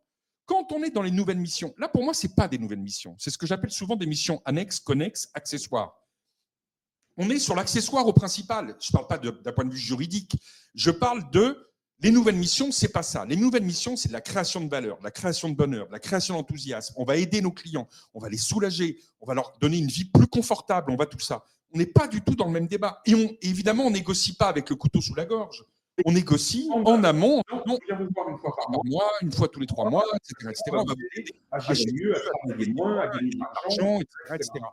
Là, on n'est pas du tout dans le même concept. Toi, tu me parles des missions qui sont accessoires et ils n'ont pas le choix, ils ont tout sous la gorge. Je comprends que la situation soit désagréable et je comprends qu'il n'ait pas envie de payer. Mais on n'est pas tout à fait dans le même registre que les vraies nouvelles missions. Est-ce qu'on ne peut pas s'entraîner déjà à facturer les missions qu'on fait déjà, qu'on ne facture pas les fameuses missions accessoires avant de passer dans le grand bain aux missions connexes? Eh bien, je ne sais pas, parce que je pense que c'est beaucoup plus difficile de facturer des missions accessoires à des clients qu'on a depuis 20 ans et qui n'ont jamais payé, plutôt que de proposer une vraie nouvelle valeur ajoutée, une vraie création de valeur, et notamment aux prospects. Aujourd'hui, les cabinets, ils n'ont pas de problème de retrouver les clients. Enfin, je veux dire, qui n'a pas quelqu'un qui l'appelle une fois par semaine, par mois, parce qu'il cherche un expert comptable? Ce n'est pas bien compliqué de trouver des nouveaux clients. Eh bien, c'est parfait, c'est un super terrain de jeu. On va s'entraîner, c'est le bac à sable, on va s'entraîner avec eux. Au pire, on signe. Hein. Et au pire, et sinon, on ne l'a pas. Qu'est-ce que c'est pas grave? On a perdu 2 heures à faire une lettre de mission, à rencontrer le client, à l'écouter, etc. C'est là-dessus qu'il faut s'entraîner, parce que c'est facile, parce qu'on n'a rien à perdre. Alors qu'un client qu'on a depuis 20 ans, commence à lui facturer des trucs, machin bidule, il faut qu'on soit justement un peu entraîné avec des gens sur lesquels il n'y avait aucun enjeu. Le nouvel enjeu, c'est il y a un prospect qui vient demain, et l'engagement, le challenge, le défi qu'il faut qu'on relève, c'est qu'on essaye de lui vendre autre chose que de la compta, de la TVA, de la paye, etc. Et on s'oblige à mettre dans toutes nos nouvelles lettres de mission de l'accompagnement. Ça peut être une fois par trimestre, une fois par mois, machin, ce qu'on veut, mais on s'oblige à le faire. Sur la définition du prix, donc j'utilise le pouvoir de la zapette pour avancer un petit peu. Quelques questions à se poser, parce que là, on a dit pour calculer le prix, je prends le temps passé, je fais une estimation, et ça me permet de déterminer mon forfait. Après, on n'est pas seul non plus quand on a son cabinet, on ne peut pas faire abstraction du marché. Donc, tu avais listé toute une liste de questions à se poser pour être sûr quand même d'être dans le marché. Il ne suffit pas juste de se dire, moi, chez moi, c'est 300. Et d'être dans la bonne méthode. C'est-à-dire que selon ce que vous vendez, vous ne pouvez pas le vendre de la même manière. Ça dépend de l'utilité qu'on va apporter au client, bien sûr. Alors après, il ne faut pas se comporter comme un voyou. Il ne faut pas facturer 1000 balles la prévoyance, parce que le client, il n'a pas le choix, il a le couteau sous la gorge. Mais ce que je veux dire, il y a une différence entre ne pas facturer du tout et donc nous, avoir un travail supplémentaire qui sera payé par personne. Qui va payer ce travail? Quand on avait des forfaits très confortables, ça pouvait être intégré. Quand la prévoyance, ça prenait un quart d'heure, ça pouvait être intégré. Quand la prévoyance, ça prend 3 heures et qu'on a un forfait qui ric-rac, ça ne peut plus être intégré. C'est tout le débat. Mais pour toutes les autres missions, les questions qu'il faut se poser, c'est qu'est-ce qu'on apporte ? Quel est le positionnement du cabinet ? Et puis après, ce sera ma conclusion, il faut arrêter de se battre pour des clients. Je pense, un nouveau client vient vous voir. Il faut arrêter de se battre pour faire le moins cher possible pour récupérer le client. Je vous rappelle que tous vos clients que vous avez déjà depuis 20 ans, ils ne demandent pas mieux qu'on s'occupe plus d'eux. Donc, plutôt que d'aller récupérer un client à 150 balles par mois pour lui faire une comptabilité et en fait, client qui va négocier parce qu'il va prendre le moins cher de tous, on sait très bien que le client qui prend le moins cher de tous, ce n'est pas le meilleur des clients et ce n'est pas celui qui sera le plus fidèle et il se tirera. Enfin, je veux dire, si on veut être choisi, comme on choisit aujourd'hui un forfait téléphonique, c'est-à-dire qu'on en change tous les 6 mois quand on a un prix moins cher dans l'éditeur d'à côté, on n'a qu'à se comporter que sur le prix. Mais je vous rappelle que, vous l'avez dit tout à l'heure, l'essentiel de vos clients viennent parce qu'ils ont confiance. Le prix n'a même pas été cité comme critère. Donc, ne nous comportons pas comme des opérateurs téléphoniques en proposant la prestation identique à celle du voisin pour le moins cher possible, parce qu'évidemment, on aura les clients qu'on mérite. Regardez vos clients, sectorisez vos clients, segmentez vos clients, vous allez voir qu'il y a plein de clients qui ont besoin de vous. Alors, la segmentation des clients, il y a eu un atelier, la saison 1, sur comment segmenter ses clients. Ils sont très, très concrètes, oui. Je vais passer rapidement sur les deux parce qu'on l'a dit. On l'a déjà dit, ça. Voilà, donc ça, je passe sur celle-ci. On l'a déjà dit aussi. Et par contre, voilà, ça serait intéressant de voir concrètement comment je facture un tableau de bord et pourquoi, puisque c'est ce que doivent se dire beaucoup, pourquoi j'arrive pas à facturer mon tableau de bord finalement. Alors, c'est très simple. Le tableau de bord, c'est un truc qui ne marchera jamais. Parce que vous n'avez pas un client qui est assez débile pour vous payer 100 balles ou 200 balles pour que vous envoyiez un truc par mail. Enfin, je veux dire, vous allez envoyer un tableau avec 3 crobards, un peu de vert quand c'est bien, un peu de rouge quand ça ne va pas, et vous allez lui coller une facture de 100 balles pour ça ? Honnêtement, qui va acheter ça ? Personne, il n'y a pas un client qui va acheter ça. Entre nous, il a bien raison. Donc, si vous vendez ce genre de truc, ça ne marchera jamais. Et ce sera toujours trop cher. Et vous allez râler, mais les clients ne veulent pas payer. C'est normal, ils ne veulent pas payer pour ce que tu proposes. Un tableau de bord tout pourri. Bien sûr, on n'achète pas ça. Par contre, je reviens à ma première question, parce qu'il y a un lien en fait. On n'est peut-être pas obligé de faire un tableau de bord tout pourri. Évidemment que quand tu le présentes comme ça, Philippe, ça donne super envie. Hein. Ta salade, si elle est toute moisie dans le sachet, je pense qu'on va acheter, on va prendre l'autre qu'on va devoir laver nous-mêmes. Enfin, on aura une bonne salade. C'était pas tout pourri au sens de mal fait ou faux. Non, c'était juste, mais moche, qui donne pas envie et qui en fait lui apporte pas la valeur qu'il a envie d'avoir. Je vais reprendre 2 diapos sur lesquels on est déjà venu sur le début. Vous vous souvenez, la première diapo, c'était combien paye un client de moins de 10 salariés comme honoraire ? On a dit entre 1500 et 3000. On va dire 2000, 2005 pour simplifier. Eh bien, en fait, il y a des officines. D'accord ? Je dis officine de manière volontaire, il y a un petit côté péjoratif, un petit côté underground, un truc comme ça. Donc, en gros, ce n'est pas des confrères et ce n'est pas des consoeurs qui proposent ce genre de service parce que les confrères et les consoeurs, ils font des bilans, ils sont des soutiers à faire des bilans qui sont payés entre 2000 et 2005 par an. Eh bien, les officines qui font de l'accompagnement de gestion pour des TPE de moins de 10, j'insiste, hein, je ne parle pas des multinationales, je parle des TPE de moins de 10, ils facturent une prestation de tableau de bord, qu'ils n'appellent pas évidemment tableau de bord parce que c'est tout pourri. Mais ils appellent ça accompagnement de gestion, accompagnement en pilotage. Et en quoi ça consiste ? Ça consiste à mettre la pression sur l'expert comptable qui, le 5 du mois maximum, doit donner la balance à jour de toutes les opérations du mois d'avant. À partir de ça, ils pluguent ça dans leur logiciel à eux, qui est un Excel intelligent, c'est un tableau de bord, mais il y a plein d'éditeurs qui, dans la profession, font des tableaux de bord au moins aussi jolis, au moins aussi intelligents, bien plus utiles, etc. Et ils vont voir le client, un truc de fou. Ils vont prendre rendez-vous avec le client, ils vont parler avec lui pour de vrai, en face. Ils vont discuter, prendre un café, parler de son entreprise, parler de ses problèmes, parler de ses difficultés, etc. Et ils le facturent. Le prix de base, c'est 500 € par mois. Pour avoir récupéré la data de l'expert comptable, c'est lui qui a fait tout le contenu, et lui, il fait l'emballage. Mais l'emballage bien fait, et c'est bien fait. Et vous écoutez les clients de ces gens-là, ils sont contents parce que quelqu'un les a écoutés, ils leur ont donné des conseils que vous auriez parfaitement pu leur donner et que vos collaborateurs malins auraient parfaitement pu leur donner, sauf qu'ils facturent le double de l'expert comptable. Et là, l'expert comptable, il a la rage parce qu'il se dit, mais ce mec-là ou cette nana-là, qu'est-ce qu'elle a fait puisqu'il se n'est récupéré mes données, mettre un crowbar, passer 1 heure avec lui, parler de la pluie et du beau temps, prendre un café et facturer 500 balles. J'ai envie de dire, bah oui, sauf que en l'espèce, le client qui est le même, il est content d'avoir passé 1 heure avec son conseiller, Alors que l'expert comptable, qui lui a envoyé le tableau de bord, qui lui a envoyé un grand livre, une balance ou un truc, il se dit ouais, il a rempli les cases, quoi, il a saisi, il a machin. Et donc notre mission est totalement dévalorisée par rapport à quelqu'un d'autre qui vient et qui derrière encaisse tout le fruit de notre travail. C'est-à-dire qu'on a fait le bout en train, on a préparé, et lui, il récupère et il facture. Mais c'est notre problème. Moi, je dis ces officines, je ne sais pas si on peut, vous couperez au montage pour le webinaire en replay, mais cette officine, elle amant ce que l'expert comptable est au mari, ou la maîtresse et à la femme. Ben oui, ça veut dire que quelque part, on a laissé la place vide et qu'on a merdé. Si il y a une place pour quelqu'un qui n'est pas expert comptable, qui finalement récupère tout le travail qu'on a fait et le client est content, c'est que c'est nous qui n'avons pas assuré, c'est tout. Il n'y a pas besoin de se poser d'autres questions. Et pourquoi? Pourquoi quoi? Pourquoi nous n'assurons pas? Parce qu'on n'y consacre pas le temps, parce qu'on préfère récupérer un nouveau client à 2 000 € par an pour faire de la tenue, de la comptabilité, de la TVA, du machin, plutôt que de se lancer dans les nouvelles missions. Parce qu'on a peur, parce qu'on n'a pas l'habitude, parce qu'on ne sait pas faire, parce qu'il faut mouiller la chemise, parce qu'on ne sait pas vendre. Parce qu'on ne sait pas vendre, parce qu'on n'est pas sûr que nos collaborateurs ils aient envie. Puis en fait, parce qu'on a plein de préjugés, parce qu'on se dit, mais les clients ne m'ont pas demandé. Ben oui, mais le client, il n'a pas demandé parce qu'il ne savait pas qu'on pouvait le faire. Moyennant quoi, le client, il va aller dans une officine qui va lui envoyer un mail de pub. Donc ça, en fait, ce cas, il est intéressant parce qu'il illustre tout ce qu'on a dit depuis 2 webinaires. On a une prestation que les cabinets peuvent faire, que les clients attendent, et qui est très dévalorisée dans le cas du tableau de bord lambda qu'on envoie par mail, et qui sont prêts à payer beaucoup plus cher dans notre cas. Et qui sont prêts et qu'ils payent. Ces clients-là, ces entreprises-là ont des consultants parce qu'ils avaient un besoin et qu'ils ne savaient pas que quelqu'un pouvait le remplir, pouvait répondre à ce besoin.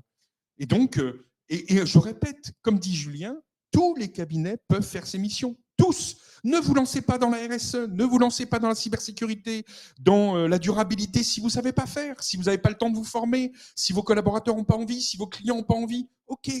Mais le tableau de bord, l'administratif, la facturation, le règlement, le recouvrement, tout ça, tout le monde en a envie, tout le monde en a besoin. Tous vos collaborateurs savent faire. Il n'y a pas un cabinet en France qui ne peut pas le faire. Et l'entreprise que tu cites, ce n'est pas une vue de l'esprit, c'est une entreprise qui existe, qui fait des millions d'euros de chiffre d'affaires, avec une offre claire. Enfin, voilà, on ne la citera peut-être pas, mais. On ne va pas la citer, voilà. Mais c'est quelque chose. Voilà. Honnêtement, si vous regardez une émission de télé où c'est le bordel dans la cuisine, je ne sais pas comment ça s'appelle ce truc. C'est Cauchemar, je crois que c'est Cauchemar en cuisine. Et voilà. Quand vous regardez cette émission, il y a souvent un type qui est quand même pas très fufute, qui vous donne des conseils à peu près le niveau. C'est attention, si vous sortez et qu'il pleut, vous allez être mouillé. C'est à peu près le niveau de réflexion de ce genre de personnage. Ne me dites pas que l'expert comptable pourrait pas faire mieux. Et ce monsieur, il va facturer 500 balles par mois. Non, mais alors pourquoi t'écris la mission qui marchera jamais? En l'état. Le tableau de bord. Envoyer un tableau de bord au client, ça marchera jamais. En fait, ce qui est intéressant quand on va sur le site de l'entreprise dont tu parles, c'est que le mot tableau de bord, je ne sais même pas s'il y a le mot tableau de bord. Non, il y a le mot augmenter votre chiffre d'affaires, améliorer votre rentabilité. Dormez mieux. Non, mais c'est ce type de choses. Voilà. C'est ce qu'on fait. Voilà. On améliore la performance de l'entreprise. Améliorer la performance de l'entreprise, voilà. Et ce qui est mis en avant dans le marketing, c'est la proximité avec le conseiller qui est là, qui est disponible sous 48 heures. Vous avez son numéro de portable, etc. Et honnêtement, vous seriez chef d'entreprise. Voilà. On vous proposerait, 1, de remplir vos papiers administratifs obligatoires, ou 2, de gagner plus, de mieux dormir, d'avoir une vie plus confortable, etc. Vous auriez envie de donner de l'argent à qui? Je prends tout.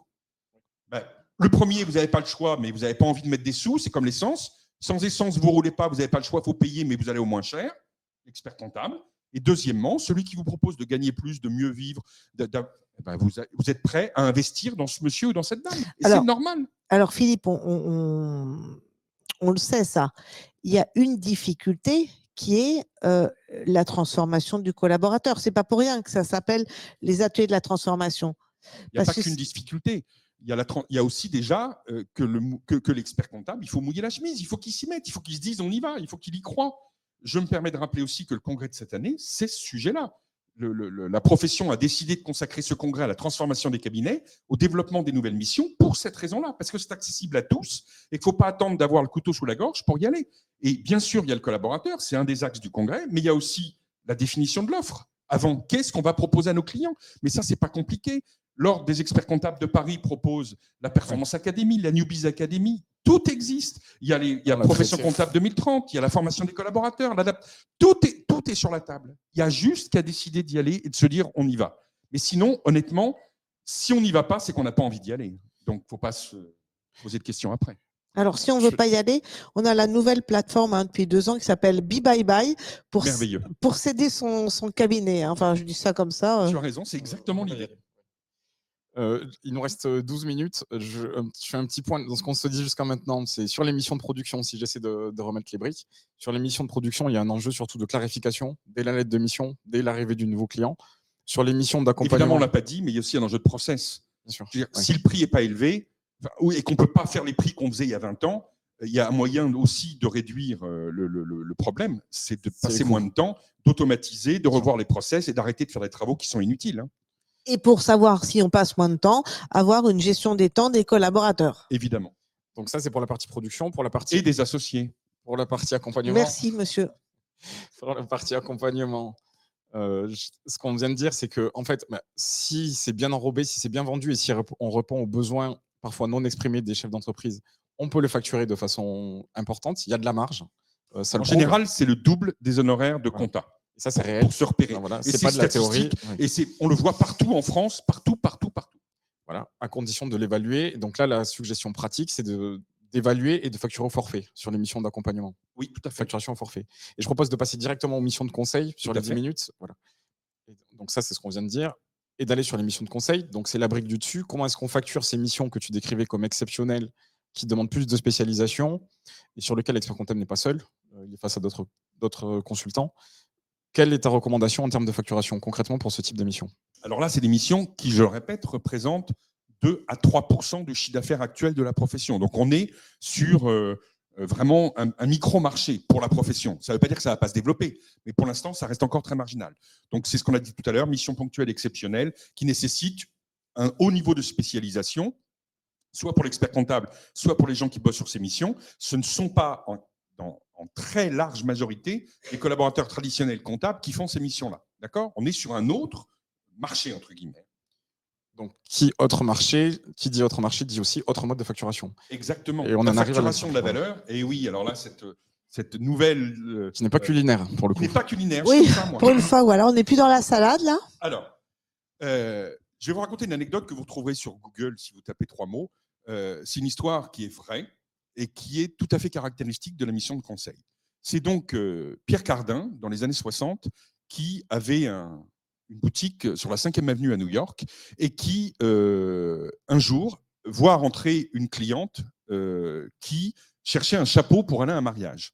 Et donc, elle rentre dans la boutique, elle cherche un chapeau, et elle cherche un chapeau, 2 chapeaux, 3 chapeaux, et elle ne trouve rien. Donc, Pierre Cardin lui explique, il lui montre, bon, il n'y a rien qui lui plaisait. Et il lui dit, si vous voulez, ce que je peux faire, c'est que je vais vous coiffer. C'est-à-dire que vous serez coiffé par Pierre Cardin pour aller à votre mariage. Vous serez la seule femme du mariage à avoir été coiffée par Pierre Cardin lui-même. Évidemment, vous imaginez, quand on va à un mariage à New York et qu'on va acheter un chapeau chez Pierre Cardin, c'est qu'on a envie un peu de se faire voir. Bon, donc, évidemment, la cliente est ravie. Eh bien, donc Pierre Cardin la coiffe, etc., etc. Et la cliente, tout se passe bien, elle est heureuse, elle a une super belle coiffure. Elle arrive à la caisse et la personne de l'accueil lui dit « il y en a pour 5 000 $, c'est-à-dire 5 fois le prix d'un chapeau. » quoi. Alors la cliente a dit « il doit y avoir une erreur, parce qu'en fait, je n'ai même pas acheté de chapeau, il m'a juste coiffé. » quoi. Et donc, alors la personne de l'accueil, elle dit « écoutez, je ne sais pas, je vais voir, c'est ce qu'on m'avait dit, donc je ne sais pas trop, etc. » Et là, Pierre Cardin dit à la cliente, il lui dit « écoutez, revenez, parce qu'effectivement, je pense qu'il y a une mèche qui dépasse ou je ne sais pas quoi, revenez. » Et là, il lui enlève les rubans, les épingles, et il lui enlève toute sa coiffure. Il lui donne les épingles, il lui donne les rubans, etc. Et il lui dit « c'est offert par la maison. » Alors elle dit « mais je ne comprends pas. » Et en fait, ce qu'elle n'a juste pas compris, c'est que ce qui était vraiment la valeur de sa coiffure, c'était le fait qu'elle soit unique au monde. C'était le fait que ce que Pierre Cardin avait fait, il n'y a que Pierre Cardin qui savait le faire. Et que si elle avait été au mariage en disant « j'ai été coiffée par le maître Pierre Cardin lui-même ce matin », elle aurait été la personne la plus regardée de tout le mariage. Même la mariée, elle aurait fait la gueule. Eh bien, elle n'a pas compris que la valeur ajoutée de la prestation, c'est évidemment pas les 3 épingles et les 2 rubans. C'était le geste de savoir-faire, l'unicité. C'était le fait que ce soit quelque chose de complètement exceptionnel. Eh bien, la valorisation du conseil, tu peux appuyer sur le bouton, La valorisation du conseil, c'est ça. C'est exactement ce que disait. Non, voilà. C'est exactement ce que disait également Steve Jobs, qui disait si je fais un travail en 30 minutes aujourd'hui, c'est que ça fait 20 ans que je le fais. Et il n'est pas question que le client qui est en face de moi paye les 20 minutes. Il est question qu'il paye les 30 ans plus les 20 minutes. Et évidemment, c'est ce que je disais tout à l'heure, quand vous faites une session temporaire d'usufruit, vous n'allez pas la faire à 3. Même si vous avez déjà tous les modèles, tout que vous avez, parce que vous en avez fait 50 dans votre vie, vous n'allez pas facturer au 50e client la demi-heure ou les 2 heures ou les 3 heures que vous allez y passer. Vous allez facturer un forfait qui va être, par exemple, je sais pas, 10% de l'économie fiscale que vous allez lui faire gagner. Mettons que vous lui fassiez gagner 100 000 euros d'impôts, eh ben vous allez lui facturer 10. Alors là, Philippe, je suis désolée, mais là, j'ai Isabelle Faujour, qui est là, un directrice juridique de l'ordre, qui est en PLS. Hein, parce elle n'est pas en PLS parce que, en fait, tu as interprété ce que j'ai dit. Je n'ai pas dit qu'on allait lui faire payer dans le contrat 10% de ce qu'on allait lui faire gagner. J'ai dit que quand on va tarifer notre prestation, pour savoir comment fixer le prix de cette prestation, moi, quand je vais lui faire un devis, je vais me dire, je vais en gros lui faire économiser 100 000, 200 000 euros d'impôts. J'estime que s'il paye 10 ou 15 000 euros grâce à s'il économise 100 000 euros d'impôts grâce à mes conseils, ça vaut bien 10 ou 15 000. Donc, ça n'a aucun lien mathématique de succès. Linéaire avec l'économie que je vais lui faire gagner. On est bien d'accord. Hein. Donc, on est bien d'accord. Nous sommes en train de fixer le prix et non de proposer un honoraire de succès pour une économie demain. Non, mais évidemment. Mais tu as raison de le rappeler. Et de la même façon. J'allais dire, de la même façon que tout à l'heure, on a dit on calcule le forfait à partir du temps passé. Là, on calcule un forfait, mais à partir du talent. Gain, voilà. Du talent. Oui, voilà. Et le talent, il se valorise comment ? Par l'économie que tu vas lui faire faire, par le gain que tu vas lui faire faire. Mais évidemment, on ne dit pas c'est X% de ce qu'on vous fait gagner. Jamais, jamais, jamais.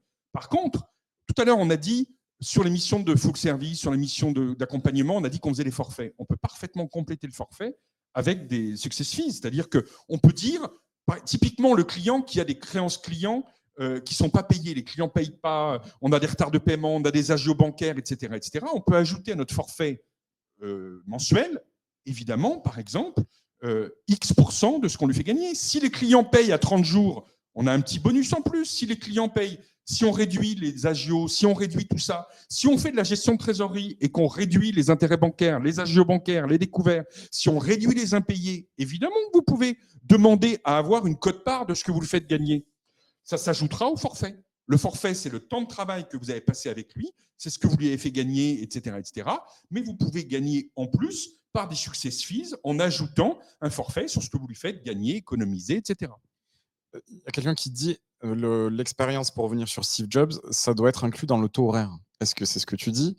Si tu veux, tu factures 5 000 euros de l'heure. Non, mais voilà. Donc, après, c'est pas le taux horaire. Après, vendre 5 000 euros de l'heure, ça couine. Ça fait un peu Pierre Cardin, là, quand même. Voilà. Mais ce que je veux dire, c'est que si tu factures ta presta en lui expliquant, si on fait ce montage, en gros, vous paierez 50 000 euros d'impôts, lui en payez 200 000. Nos honoraires sont de 10 000. Il n'y a pas besoin de mettre un taux horaire. Il s'en fout du temps que tu passes. Ce qui l'intéresse, c'est Tex Avery qui voit les yeux sur 50 000 euros d'économiser d'impôts. C'est ce que je voulais te faire dire. Donc, sur ce type de mission, il faut peut-être se détacher de cette notion de taux horaire, de temps passé, etc. On regarde le gain, ce qu'on apporte. Voilà. On voit la valeur ajoutée qu'on a créée pour le client. Ce qu'il achète, lui, c'est la valeur ajoutée. Ce n'est pas le temps que tu y as passé. Si tu y as passé 10 minutes et que tu lui fais gagner 1 million, il est content de payer les 10 minutes à $1 million. Enfin, pas 1 million parce qu'il a gagné 1 million, mais 50 000 euros. Ouais. Par contre, cette notion de taux horaire, on la garde pour évaluer le forfait des missions d'accompagnement. Et parce qu'on la garde aussi, parce que les collaborateurs qu'on va mettre en face de ces missions sont des collaborateurs à faible valeur ajoutée et que la mission est à faible valeur ajoutée. Mais les mêmes collaborateurs à qui on ferait faire une prestation à plus grande valeur ajoutée pourraient être facturés plus cher. Moi, je prends des exemples. On m'a dit souvent que le full service, on ne facturait pas plus que 25 ou 30 euros de l'heure. C'est n'importe quoi. Je t'ai fait voir des factures de prestataires qui ne font que du full service. Le taux horaire était de 60 euros. 60 euros pour quelqu'un qui fait de la facturation ou qui fait du lettrage, qui fait des prestations de base d'administratif. Et le client est ravi de payer.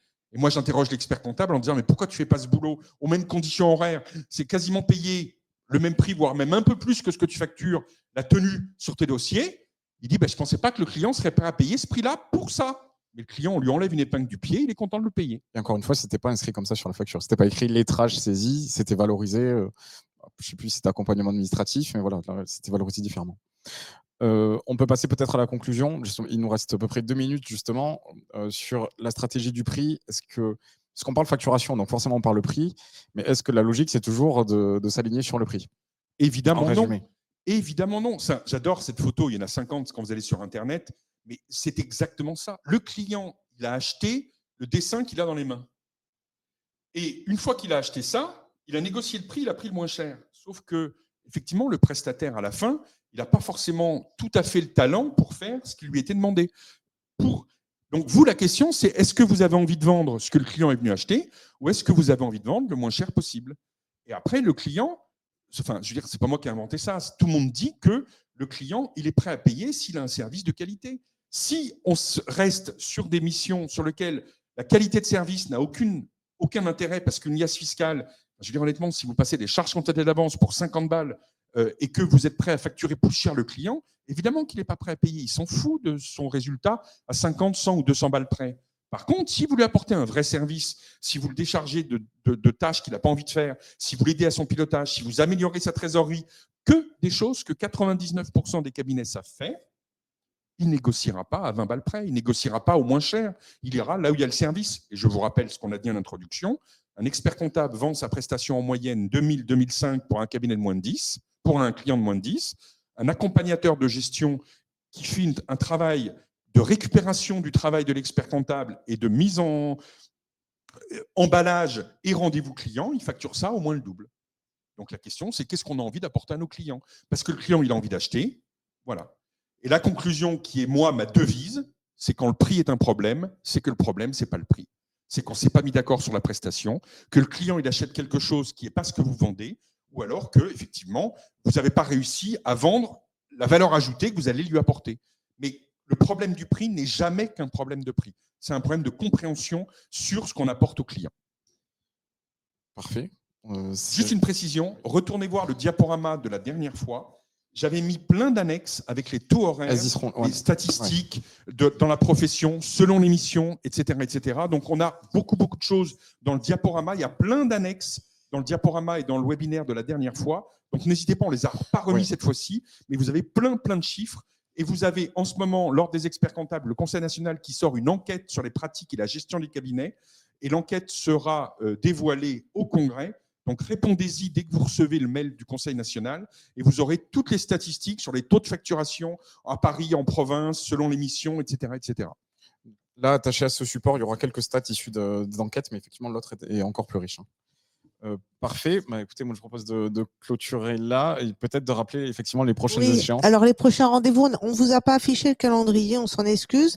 Je voulais vous proposer de se retrouver le 19 juin pour le best-of des litiges. Maintenant qu'on sait vendre, si jamais on a un litige avec un client parce que on s'y est peut-être un peu mal pris, eh bien venez voir en fait ce webinaire, c'est un rendez-vous aux 50.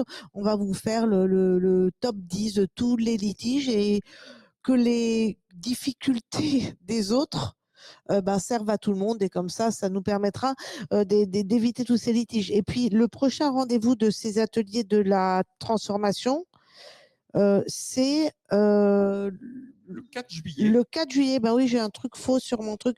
Le 4 juillet. Et c'est en fin de journée, 17h, je crois, de mémoire, 18h. Un format un peu différent, effectivement. Et c'est suivi d'un cocktail. Voilà. Là, ça va être extraordinaire. Donc là, vous avez intérêt à venir. Il fera beau en plus, j'ai vérifié.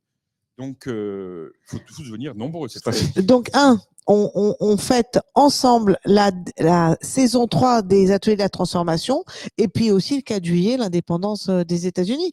Donc, tous ensemble. Si vous voulez venir. Donc... Entre les 2 tours des élections législatives. Ah oui. Super ambiance. Bref, oui. Peut-être ça sera moins la fête. Bon, bref. Donc, si vous voulez venir en masse, s'il vous plaît, en présentiel, on sera heureux de se rencontrer, on sera heureux d'échanger. Ce dernier atelier, on invite tous les intervenants. On peut échanger, se donner des conseils, se partager nos erreurs, nos succès pour tous avancer dans cette transformation. Très bonne journée. Merci de votre attention. Merci à tous. Merci. Au revoir.